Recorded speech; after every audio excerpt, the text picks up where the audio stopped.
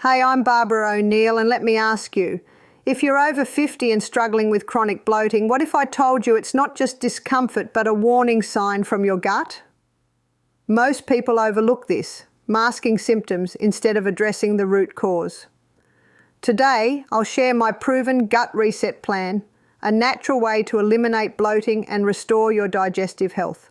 And as a special thank you for joining me today, we're giving away 100 free copies of my best-selling book to subscribers. So, if you haven't already, make sure to hit that subscribe button and leave a comment about why you want to win my best-selling book.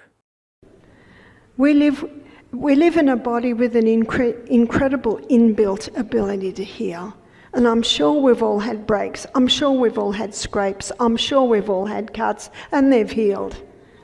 And look, this hand, it's healed. It all works now. It heals. And that same healing process is all through the body, no matter what the problem is. And another thing I love about the book, The Ministry of Healing, she gives a formula of what to do when someone's sick. She said, in case of sickness, cause should be ascertained. How do you find the cause? You look at the history. My husband's very black and white. If ever he's sick, he looks at the last 24 hours. Got that? What's happened? Because Proverbs 26 verse 2 states that the curse causeless shall not come. In other words, no problem happens without a cause. So ascertain the cause, unhealthful conditions change, wrong habits corrected, then nature is to be assisted in her efforts to expel impurities and re-establish right conditions back in the system. So simple. I love that formula. What we're going to be talking about tonight specifically is the gut. We're going to go on a journey through our gastrointestinal tract. It's a fascinating journey and a misunderstood journey. And I love the Proverbs 14 verse 6, where the Bible says, knowledge is easy to him that understands. When you understand the gastrointestinal tract, you automatically have the knowledge on how to treat it. And we begin with the mouth. The mouth. That's the first organ. We don't think of the mouth as an organ. But this gastrointestinal tract is a hollow tube. It's considered an external environment. We know that the skin is an external environment. Anything that touches the skin isn't part of us till it gets through to the blood. Same with the gastrointestinal tract. Anything that goes into the gastrointestinal tract is not part of you or me till it gets broken down into tiny little substances that absorbed into the blood. In our first lecture tomorrow, we're going to be looking at diabetes, and I'm going to show you what happens once the nutrients get into the blood. But tonight, we're going to have a look at that amazing, even astonishing process of what changes what's on our plate to microscopic little substances that get into the blood. So let's begin with the mouth. And the mouth is where digestion begins. And a lot of people don't realise that digestion begins in the mouth. And the pH, or the acid-alkaline balance in the mouth, is alkaline. And there are two enzymes that are released in the mouth that start the digestion of certain foods. One enzyme is lingual lipase. Lingual lipase is an enzyme that's released from the sublingual glands, and lingual lipase, it only breaks down one food, and that food is saturated fat. Saturated fat is unique in that the breakdown begins in the mouth. As you will see as we go down our gastrointestinal tract, all the other fats, their breakdown happens way down under the action of bile from the liver and pancreatic lipase. But saturated fat is unique in that the breakdown begins in the mouth. So what's a saturated fat? A saturated fat is butter. A saturated fat is coconut oil, palm oil, shea butter. In macadamias, there's a little bit of saturated fat. So in a lot of nuts, there's a small amount of saturated fat. Those fats are unique in that the breakdown begins in the mouth. A lot of people have shied away from the saturated fat because we've been told that saturated fat causes heart disease. Is that right? Well, tomorrow, the second lecture, we're going to look at the heart, and I will show you that this is actually not the case. Here's a revelation. Saturated fats, like butter and coconut oil, are not the enemy. They're part of the solution to chronic bloating. Did you know the digestion of saturated fats starts right in your mouth? This unique trait aids in efficient digestion, but we've been misled to fear them. Meanwhile, cultures like the South Pacific Islanders thrived on these fats without heart disease or digestive issues. What's really ruining your gut? Processed foods, sugars, and artificial oils wreak havoc on digestion. Fix the root cause, nourish your body naturally, and watch your bloating disappear, because healing starts with real food, not fear. Every different fibre feeds a different probiotic. Did you know that 10 different types of apple will produce 10 different types of fibre, which will feed 10 different types of microorganisms? Count your fibre selection at each meal. We should be having at least 7 different types of fibre every meal. So in my breakfast this morning I had apple, that's one type. I had grapefruit, another type. I had almonds, that's another type. I had chia seed, another type. I had Brazil nuts, wow, that's 5 different types. I had avocado, that's another one. I had some crackers, wow, I easily got my 7. Count them every meal. How many different types of fibre you're getting. In my series that I did in Andalusia, it was mostly a homeschool families. It was out in a big tent. And I was teaching them about their prebiotics, their fibre. So I said one morning, okay, how many different types of fibre do you have for breakfast? And this little boy jumped up and said, 26. I said, what? I said to his father, 26? And his father went, he's having as many different types as possible. All those different types of fibre feed different microorganisms in our gastrointestinal tract. Fascinating. So that's how you can rebuild your gut flora. By, yes, probiotic foods, but also by looking at the selection of fibre that you have every meal. Let me give you a bit of historical evidence. The South Pacific Islanders, they've been eating saturated fat for centuries. Centuries. And when Captain Cook landed on those islands, no one was having strokes or heart disease. And if saturated fat did cause strokes and heart disease, wouldn't they be dying like flies? But it actually wasn't the case. So the enzyme that breaks down the saturated fat is called lingual lipase. Lingual because it's released from the sublingual glands under the tongue, and lipase is the enzyme that's the fat breaker. So this is one food where the breakdown begins in the mouth. The other is starch. Often starch is called today carbohydrates. So starch would include all your grains, so pastas, breads, cereals, all our grains. They break down in the mouth under the action of a sublingual, but also released not from the sublingual glands, but glands near that, and it releases salivary amylase, and that salivary amylase is called ptyalin. And ptyalin is the salivary amylase that breaks down starch. And that salivary amylase is not in the mouth in large amounts until the molars are through. Did you know your chronic bloating might stem from your fibre choices or lack thereof? Here's the truth. Every type of fibre feeds a unique probiotic. That means diversity is critical. Yet most people eat the same boring fibres daily.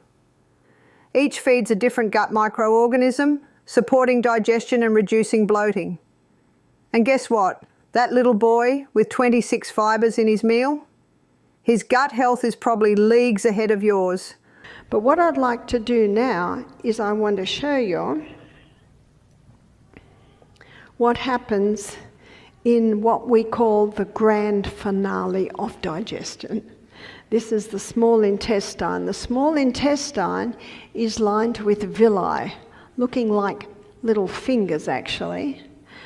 And that villi has a blood capillary network all the way through it. So I'm going to, hopefully this will work. I'm just getting to know this. Yes, we've got blood. There's the blood capillary network that is all through the little capillaries. Now remember I said to you that anything that goes into our gastrointestinal tract is not part of you or me until it gets broken down to tiny particles. Then it becomes part of you and me when it gets absorbed into the blood. But lining, no, that didn't work. We're up here, green, this should work. Yes, I'm just getting used to my electronic whiteboard that is actually a blackboard. Lining the villi is a thick turf wall, and that thick turf wall is made of Lactobacillus acidophilus and bifidus bacterium, called our microbiome. And when we were in our mother's utero, our gut was sterile, no bacteria there. But when we were born, we were literally showered with our mother's microorganisms. And those microorganisms, Lactobacillus acidophilus, bifidus bacterium, they're the two permanent ones, and from them all the thousands of others are made. And these microorganisms are responsible for the final breakdown of our food. But didn't the breakdown happen with our enzymes? It certainly did. But these microorganisms, they're responsible for the release of our B vitamins. These microorganisms are responsible for the production of melatonin. And as we'll find out later in the week, melatonin is an important hormone that helps us sleep at night. These microorganisms are also important in the production of glutathione. And glutathione is a very potent antioxidant, called the most potent antioxidant. These microorganisms are also responsible for the absorption of the nutrients out of our gut and into our blood.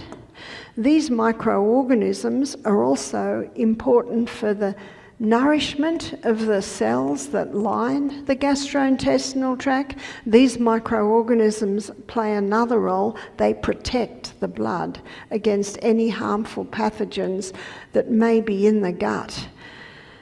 You might have heard the quote of Hippocrates, called the father of medicine. He said, "All disease begins in the gut." Because these microorganisms, they play an integral role, yes, in the protection of our blood, but also in that final breakdown, but also in the absorption. It is said in an assessment of Alzheimer's that many Alzheimer patients are lacking B vitamins. Are they lacking B vitamins because they're lacking gut flora? Many things that people are taking today are killing off the gut flora, antibiotics.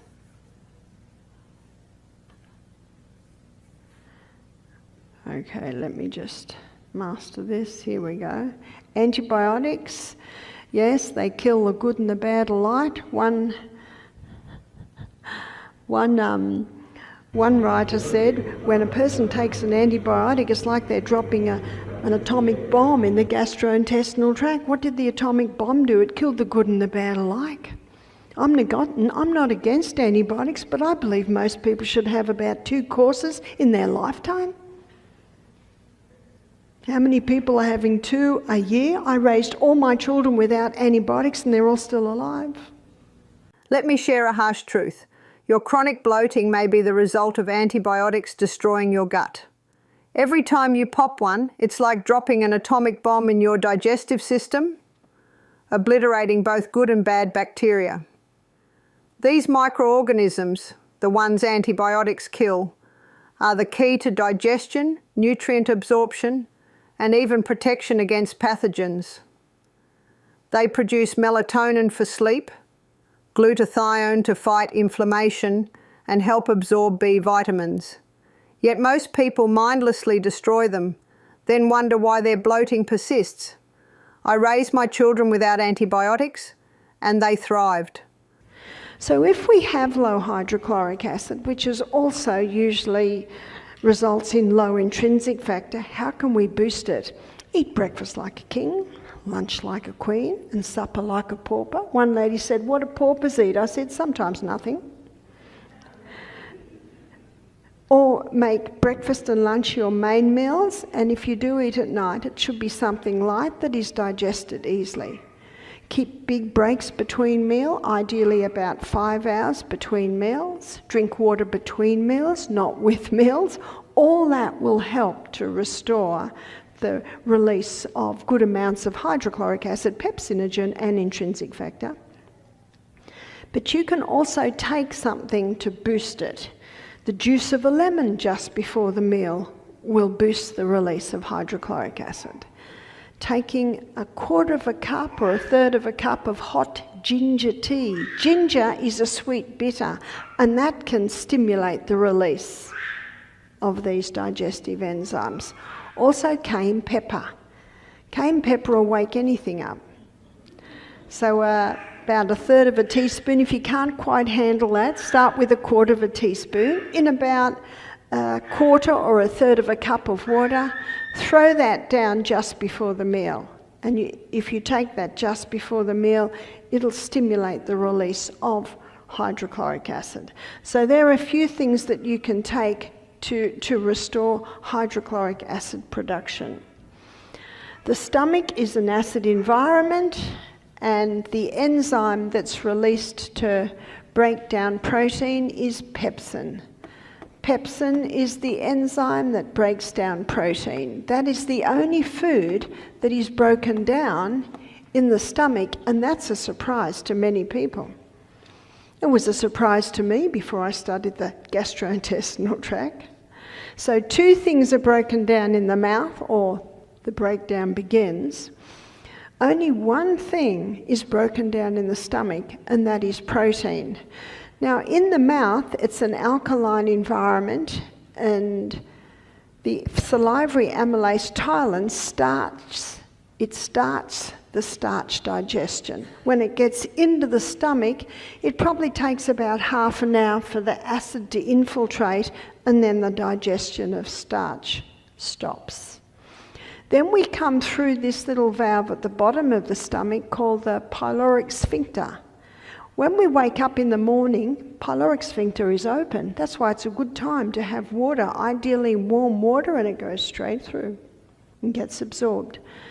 But when we think, see, smell food, pyloric sphincter shuts, and then you start to eat the food, it starts to come down into the stomach, and pyloric sphincter will not open. It's got sensors. It will not open until the food in the stomach has been broken down to the right state. And then when it senses that, it'll open up. But if someone takes a piece of food mid-morning, say it might be, what do some people take, a sandwich and a cup of tea, or a cake, or maybe they're really healthy and it's an apple and a handful of nuts, whatever it is, when it comes into the stomach, pyloric sphincter shuts the gate. Something's just come in, it's not broken down. And that gate stays shut until the newcomer is broken down, and then pyloric sphincter will open again. And then more food, bit by bit, goes through. And then lunch happens, pyloric sphincter shuts. Shut the gate, something's just come, it's not broken down. And what they have discovered, that sometimes at the end of the day, there's still remnants of breakfast in the stomach. Let me give you an illustration. My husband, he's working in the office as the business manager at our retreat at Misty Mountain. He said to me one day, I had a 4-hour job to do today. He said, it's the end of the day and I still haven't done it. Why? Because he kept getting interrupted. The phone would ring. Someone would knock on the door. So this 4-hour job ended up taking 8 hours. Same with the stomach. It's a 4.5-hour job. Sorry, 3.5 to 4 hour job. But if you keep interrupting, you keep putting something in there, then some of that breakfast can still be in the stomach at the end of the day. That's a bit of a worry in this warm environment, starting to ferment. Thank you for joining me on this journey to uncover the natural cure for chronic bloating. Remember, your gut has an incredible ability to heal when you give it the right conditions. Start today, nourish it with diverse fibres, protect your microbiome, and let your body thrive. I'd love to hear your thoughts or questions, so leave a comment below. Don't forget to like, share, and subscribe to spread this life-changing knowledge. Together we can empower others to take charge of their health.